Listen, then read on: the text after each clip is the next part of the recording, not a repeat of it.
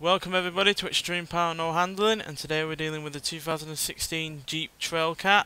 Now it's got 1047 horsepower, 898 pounds-feet of torque, and it weighs 4616 pounds.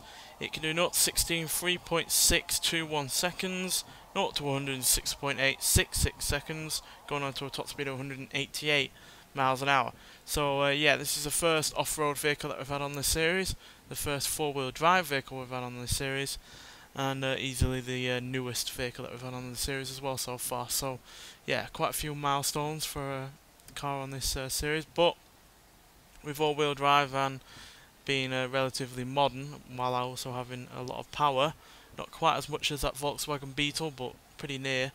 It should hopefully do pretty well. So yeah, let's see what it can do.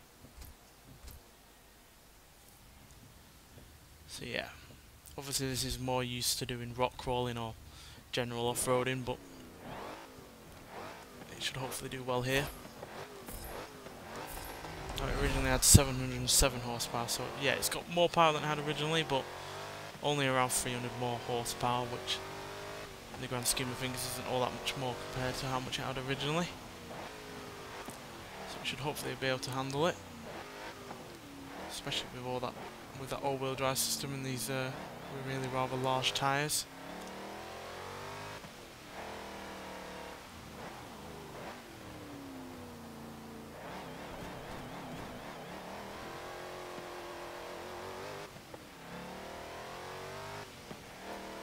Certainly got plenty of acceleration going for it.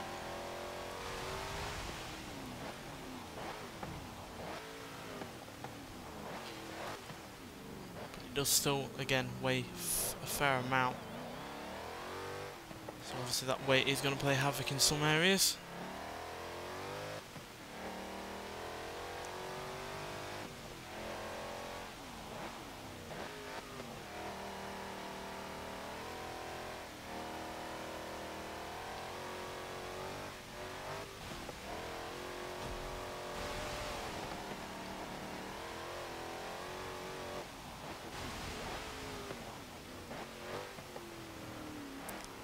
Only seems like the puddles are affecting it so far. Brakes aren't the best, unfortunately. But it's still a solid first lap. I think that's probably the best first lap we've had on the series so far at 1 minute 29.947. Still plenty of improvement to be made.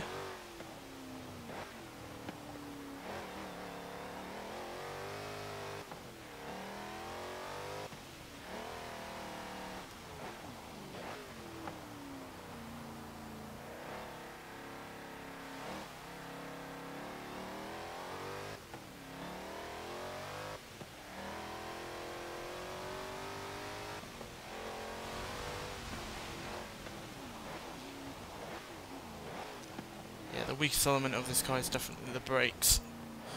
It does certainly struggle to bring its immense weight to a stop, or at least slow down. I guess the rain doesn't help in that area.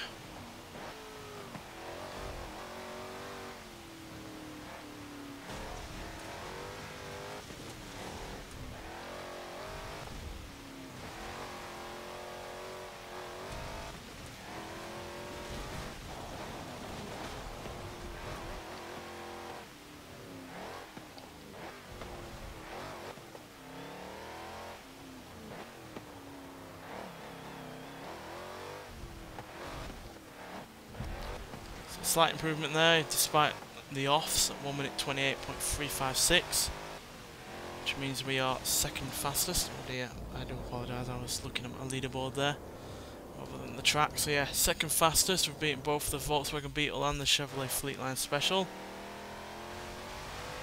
Now we've just got to beat that Toyota Baja Truck, and we'll have a new leader.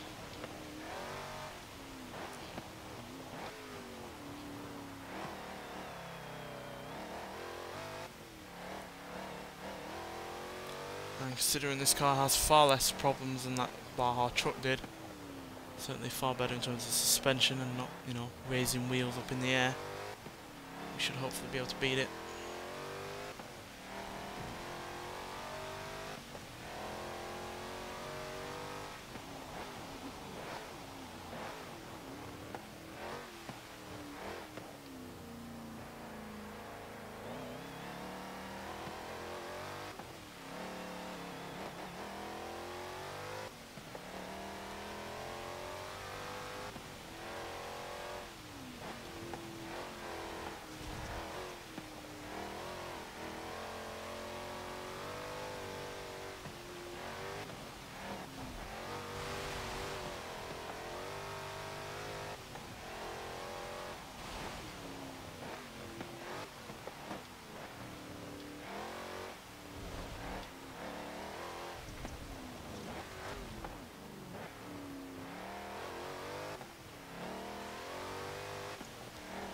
Well, improved again, but not enough to beat the Toyota yet, but we are very, very close.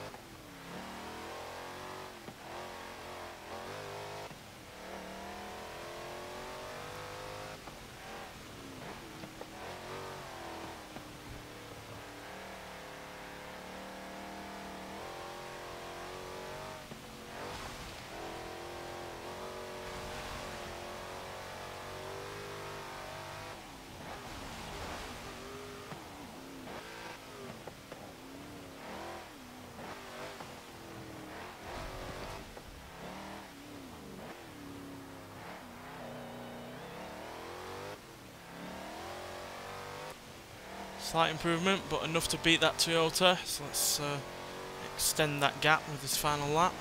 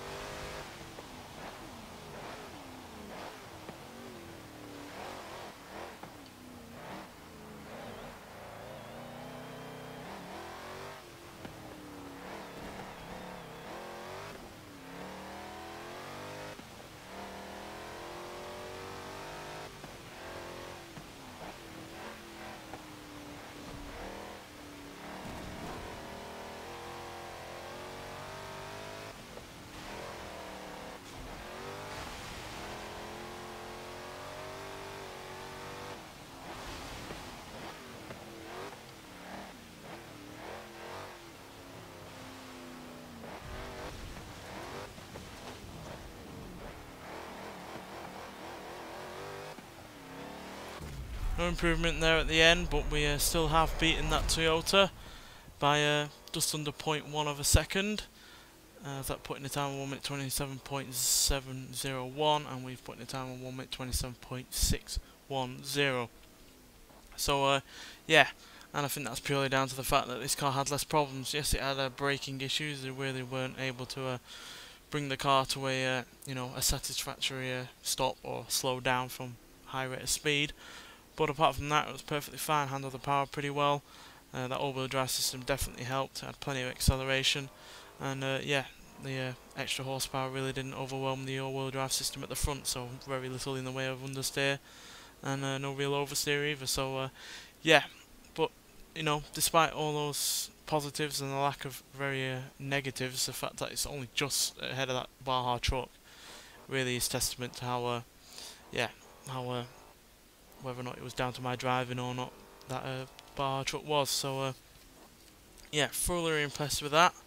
I'm just trying to check how much power. Yeah, that Baja Truck did way less so than this by about 500 pounds, even though it did have a lot less power, nearly 300 horsepower less. But it was also quicker to 60, and yeah, obviously had less weight, like I said. So yeah, not a perfect run from this car, obviously, but as good as it's going to get for a car of this size and out of its depth. And yeah, gives me hope for other all-wheel drive vehicles that are handling a 5.0 and less to see what they can do on this game and on this series, because this certainly isn't the best handling all-wheel drive vehicle out there, and there are far better. So yeah, plenty more vehicles to try out, and yeah, no doubt in my mind that we're going to have a car that could even possibly go below 1 minute 20. So anyway, thanks for watching, and I'll see you in the next one. Bye.